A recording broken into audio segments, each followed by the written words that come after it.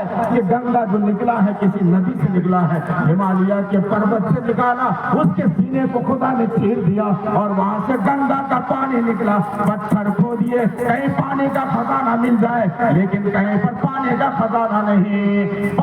پیڑوں میں سے اللہ تعالیٰ پھل کو پیدا کر دیتا ہے، پیڑ کو کاٹ لیجیے، پورے پیڑ کو چین کر کے دیکھ لیجیے، ہو سکتا ہے کہ پھل اس کے اندر میں چھپا ہوا ہو، لیکن پورا پیڑ چیرنے کے بعد میں آپ کو امرود کی ایک بیج بھی نہیں ملے گی، آم کی ایک گٹھلی بھی نہیں ملے گی۔ یہ کون ہے جو سوکھے درختوں میں ہوا کے ذریعے، پانی کے ذریعے پتوں کو پیدا کر دیتا ہے؟ سرسبز ڈالیوں میں وہ پیڑ تبدیل ہو جاتا ہے، پھر اس کے بعد پھل آنے لگتے ہیں، پھل کو توڑ کر کھا لیتے ہیں۔ یہ کون ہے؟ یہی وہ ایک خدا ہے۔ ایک ہوتے واسا دیتا بہودا بدن کی اگنی ہم ماں کرشمان وہ تو دیکھ ایک ہی ہے۔ آپ اس کو جس نام سے بھی پکارو گے وہ خدا تم کو سنے گا۔ خدا تو اس کو بھی سنتا ہے جس کی زبان نہیں ہوتی ہے، خدا اس کو بھی سنتا ہے۔ جو گونگا ہے وہ ماں، ایک چھوٹا سا بچہ جو کچھ بھی بولتا ہے ماں اس کو سمجھ لیتی ہے، ماں سمجھ لیتی ہے۔ تو اللہ تعالیٰ ان تمام بچوں کے ساتھ، ان تمام بچوں کو پیدا کرنے والے ماں کا پتا اور انسانوں کی زبان کو کیسے نہیں سمجھے گا؟ ایکو دیوہ سادری پراپہودا وڈنتی اگنیم ماترشوان ماہ۔ ایکو دیوہ، بس دیکھ ایک ہی ہے، اس کے علاوہ کوئی نہیں ہے۔ ماں ایڈیا بھن پرمیشورہ پرمیشورہ دکو نراشنسہ۔ ماں ایڈیا کوئی نہیں، بھن پرمیشورہ، اس ایک پرمیشور سے جدا کوئی بھی دوسرا انیہ پرمیشور نہیں ہے۔ پرمیشورہ سے دکو نراشنسہ، اور اس ایک پرمیشور کا رسول اور اس کا دوست اور انتمی دوست، انتم سندیشہ، آخری پیغمبر حضرت محمد صلی اللہ علیہ وسلم ہیں، جن کی امت میں اللہ تعالیٰ نے ہم سب کو پیدا کیا۔ بھیاد سیاگنی ستپتی بھیاد تپتی سوریہ بھیاد اندراش وایو سمیرتو دھاوتی پنچمہ۔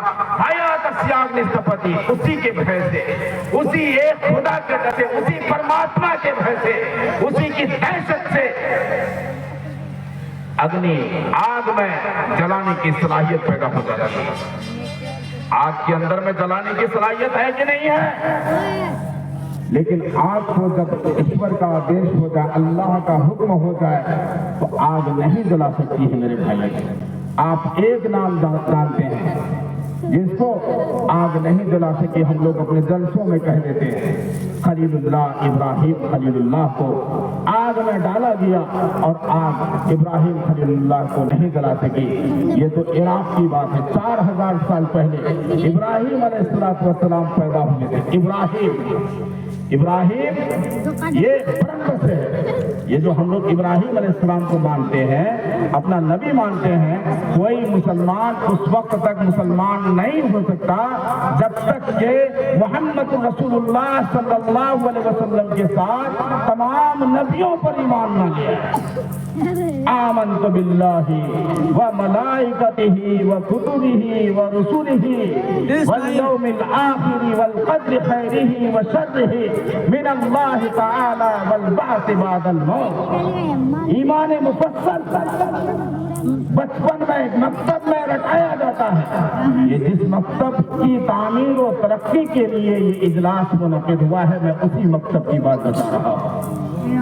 مکتب ہی میں بچوں کے ذہن میں پیوست کرا دیا جاتا ہے کہ دیکھو بیٹے، آمنت باللہ کہو میں ایمان لایا اللہ پر، میں ایمان لایا پربرہم پرمیشور پر، وہ پرمیشور کو ہم سب کا اپاسیہ۔ آمنت باللہ وملائکتہ، اور ان کے فرشتوں پر، اللہ اور اس کے فرشتوں پر ایمان لایا۔ وکتبہ، اور اللہ نے جتنی کتابیں بھیجی سب کتابوں پر ایمان لایا۔ ورسلہ، اور جتنے رسول اور پیغمبر جتنے دودھ بھیجے سب دودھوں پر، تمام پیغمبروں پر میں ایمان لایا۔ والقدر خیرہ وشرہ من اللہ تعالی والبعث بعد الموت، اور اچھی یا بری جو بھی تقدیر ہے یہ من جانب اللہ ہے، ہمارا آپ کا کوئی کمال نہیں ہے، اس میں کسی انسان کا کوئی کمال نہیں، کسی انسان کی کوئی طاقت نہیں وہ کسی کی تقدیر کو بگاڑ دے یا سنوار دے. کسی کا مقدر خراب ہوتا ہے یہ من جانب اللہ ہوتا ہے. وہ ہم سب کے اپنے کرتوت ہوتے ہیں کہ بعض کرتوتوں کی بنیاد پر ہم کو اللہ تعالیٰ سزا دے دیتا ہے. تو تقدیر اچھی اور بری یہ سب من جانب اللہ ہے. اللہ تعالیٰ پر ہم ایمان لاتے ہیں. یہ ایمان مجمل میں ایمان مفصل میں سب پڑھایا جاتا ہے. اس میں تمام رسولوں پر ایمان. ابراہیم خلیل اللہ پر ایمان. ابراہیم خلیل اللہ کے بارے میں آتا ہے ہم لوگ صرف ابراہیم خلیل اللہ کو جانتے ہیں. ان کو آگ نہیں جلا سکی. لیکن یاد رکھیں میں بھی آپ کو ایک مثال دینے جاتا ہوں. بہت ساری چیزیں ایسی ہیں جن کی آگ کے اندر میں طاقت نہیں ہے کہ وہ اس کو جلا سکے. اور بھی کوئی انسان گزرا ہے جس کو آگ نہیں جلا سکی ہے. 4000 سال پہلے کی مثال ہم کیا اسی ہندوستان کی بات. پنڈت نول کشور کا نام آپ نے سنا ہوگا. تمہارا تو نہیں آ رہا. پنڈت نول کشور 3 جنوری 1836 عیسوی میں پیدا ہوئے متھرا میں. جمنا پرساد ان کے پتا جی کا نام. یہاں ہے فیملی آئی تھی نا لاہور میں تقسیم ہند سے پہلے جب ہندوستان کا بٹوارا نہیں ہوا تھا تقسیم ہند سے پہلے 2 پریس تھے. لے لیا وہ تمہارا چھپائی والے 2 پریس تھے. ایک پریس میں درسی کتابیں سلیبس کی کتابیں چھپا کرتی تھی اور دوسرے پریس میں ایک پریس جس میں درسی اور نصاب کی کتابیں چھپا کرتی تھی. اس پریس کے مالک تھے مسز اتر چند اینڈ کپور. اور دوسرا پریس جس کا مالک غیر مسلم تھا اور وہ نام تھا غیر مسلم کا وہ ہمارے ہندو بھائی کا نام تھا پنڈت نول کشور. پنڈت نول کشور کے پریس میں ان کی چھپائی مشین میں صرف قرآن پاک کی چھپائی ہوتی تھی لاہور میں. اور قرآن پاک کی طباعت اور اس کی پرنٹنگ کے لیے پنجاب کے بہت ہی بہترین اعلیٰ ساخت کے حامل حفاظ قرآن کو انہوں نے اپنے پریس میں ملازمت میں رکھا ہوا تھا پنڈت نول کشور جی. اور جہاں پر قرآن پاک چھپ جانے کے بعد میں جہاں پر قرآن پاک کی جلد سازی ہوتی تھی جس کمرے میں ادب کا یہ عالم تھا کہ ان کے اس کمرے میں کوئی بھی ملازم بے وضو اور جوتا پہن کر کے نہیں جا سکتا تھا. یہ پنڈت نول کشور کی طرف سے باقاعدہ یہ آدیش تھا, یہ آرڈر تھا. اور خود پنڈت نول کشور یہ غیر مسلم ہو کر کے اس بات کا اہتمام کیا پوری زندگی کہ ہمیشہ باوضو رہتے تھے اور اس کمرے میں بغیر جوتے کے داخل ہوتے تھے جہاں سے قرآن پاک کی جلد سازی ہوتی تھی. اور انہوں نے 2 ملازم حافظ قرآن وہ بھی بہت ہی شاندار حافظ قرآن ایسے رکھے ہوئے تھے جن کے ہاتھوں میں 2 بوری رہا کرتی تھی اور وہ دونوں بوری لے کر کے پریس میں گھومنا اور گھوم کر کے ان کو تاکید تھی کہ تم باوضو رہو گے. گھوم کر کے جو قرآن پاک کا ٹکڑا کوئی ورق پھٹا ہوا یا گرا ہوا کہیں پر ملے تم اس کو ادب سے اٹھا کر کے قرآن پاک میں رکھو, بوری میں رکھو. اس قرآن کو پنے کو اٹھا کر کے بوری میں رکھ دو. یہ ان کا اہتمام تھا. قرآن پاک کے ادب کا یہ اہتمام تھا. اِنَّا نَحْنُ نَزَّلْنَا الذِّكْرَ وَإِنَّا لَهُ لَحَافِظُونَ. اللہ تعالیٰ نے کہا کہ قرآن کو ہم نے اتارا ہے, ہم نے, میں نے. قرآن کے بارے میں اللہ تعالیٰ اِنَّا نَحْنُ نَزَّلْنَا الذِّكْرَ وَإِنَّا لَهُ لَحَافِظُونَ, ہم نے اتارا اور ہم ہی اس کی حفاظت کریں گے. کس سے حفاظت کروائیں گے یہ نہیں کہا. قرآن کی حفاظت اللہ تعالیٰ نے غیروں سے کروا لی, مسلمانوں کا محتاج نہیں. مسلمان جب अपना कदरी करेगा, कुरान उनसे छेद करके गैरों के सीनों में दाखिल कर देगा और वो गैर इस्लाम कबूल करेंगे, अल्लाह की बात को मानेंगे, कुरान की बात को मानेंगे और कुरान को लेकर चलेंगे, कुरान के आदेशानुसार वो जीवन यापन करेंगे। नाम कोई भी हो सकता है। पंडित नवल किशोर ने पूरी जिंदगी कुरान पाक की हिफाजत की, सिर्फ अदब किया था। अदब के नतीजे में अल्लाह ताला ने उसको मुकाम बख्शा। पंडित नवल किशोर जी जब बूढ़े हो गए, बूढ़े होने के बाद उनके बच्चों के हाथ में वो फरेज चला गया। बच्चों ने बड़ी मेहनत की, कदर की, बाप के भविष्य पर उस फरेज को आगे बढ़ाया और वही कदर और वही अदब, वही एहतमाम, वही एहतराम जो कि बाप अपनी जिंदगी में किया करता था, बच्चों ने भी किया। पंडित नवल किशोर का एक दिन अचानक निधन हो जाता है, उनका इंतकाल हो जाता है। सारे लोग जमा होते हैं। जमा होने के बाद में उनकी अर्थी सजाई जाती है, कफन दफन कराया जाता है।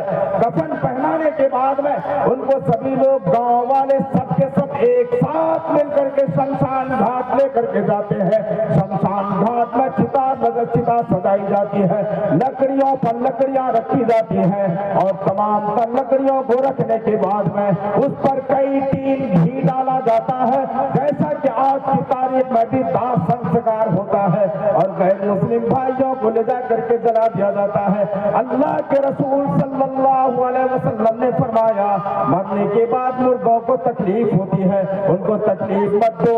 अकरिमू मौताकुम, अपने मरने वाले का इकराम करो, अपने मरने वाले का एहतराम करो, इसलिए कि वो अपने आमाल को पहुंच चुके। अब उनको जो कुछ भी होना है उनको अल्लाह ताला उनके साथ में करेगा, उन पर उनकी क़यामत कायम हो चुकी। मम्मात फक़द क़ामत अलैहि क़यामतुहु, जिस आदमी का इंतकाल हो गया उस पर क़यामत कायम हो चुकी। अब तुम अपनी क़यामत का इंतजार करना। शमशान घाट में पंडित नवल किशोर जी को चिता पर लिटाया जाता है। कई टीन घी डालने के बाद में जब आग लगाई जाती है तो आग नहीं लगती है। ये हिंदुस्तान के इतिहास में पहले गैर मुस्लिम, पहले हिंदू और पहला पंडित जिनको जलाने के लिए शमशान घाट में ले जाया जाता है, लेकिन चिता पर आग नहीं लगती है। और ये खबर जब आग नहीं लगी, ये खबर जंगल में मंगल की तरफ चारों तरफ फैली, जंगल में आग की तरफ चारों तरफ फैल दिया। जो लोग बस्ती छोड़ करके, गांव छोड़ करके, जैसे जैसे लोगों को मालूम होता चला गया, शहर से लोग वहां से आने लगे देखने के लिए आखिर माजरा क्या है। सबकी चिता में जबकि आग के अंदर में जलाने की सलाहियत है, ये आग जला क्यों नहीं रही है। सबके सब लोग शमशान घाट पहुंच गए देखने के लिए कि तमाशा क्या है, माजरा क्या है। ये खबर जामे मस्जिद दिल्ली के इमाम बुखारी रहमतुल्लाह अलैह के पास भी पहुंची। वो भी आए, उनके बहुत ही क्लोज फ्रेंड थे इमाम बुखारी रहमतुल्लाह अलैह। पंडित नवल किशोर जी के वहां गए, जाकर के देखते हैं ताकि डालो, उनके सामने में भी कई टीन घी और डाल दिया। सब कुछ सारा जतन किया गया, जलाई गई, आग जलाई गई, लेकिन आग जलने का नाम नहीं ले रही है। कहा कि इमाम बुखारी ने जब देखा कि आग किसी तरह से भी नहीं लग रही है, उन्होंने कहा कि इसको आग नहीं लग सकती, आग नहीं लग सकती है। इन्होंने कुरान पाक की हिफाजत अपनी पूरी जिंदगी की, कुरान का अदब किया था, कुरान का एहतराम किया था, जो अल्लाह की आखिरी किताब है। अल्लाह ताला ने इनसे कुरान पाक की हिफाजत का काम लिया।